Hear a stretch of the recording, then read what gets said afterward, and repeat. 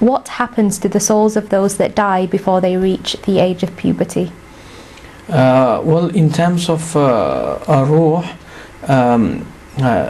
it could be question, in terms of, because the ruh, the spirit of certain type of oppressive people will be blocked somewhere, okay, but the ruh of the obedient people as well as immature kids, most likely they will just go either to paradise, okay, or either there is just you can say yard maybe just in front of paradise, or it will be free to go wherever it wants, as Imam Malik said. So we have big, you can say, area of opinions. Okay, so many scholars gave their opinion, but most likely, in my own understanding, the opinion of Imam Malik is very valid in here.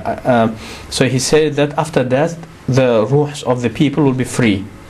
So it can fly wherever it wants. Okay, so that's one opinion. And the second says the arwah of the believers, it will be engaged into the feather, blown into the feather of birds of paradise. So it is actually a hadith, it's some narration.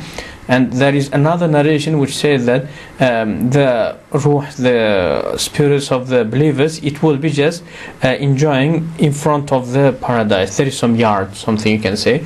And there is another opinion which says that each single ruh will come back to its grave to spend a night. So all of them are just opinions and opinions, and Allah knows best, and we are all on the same way.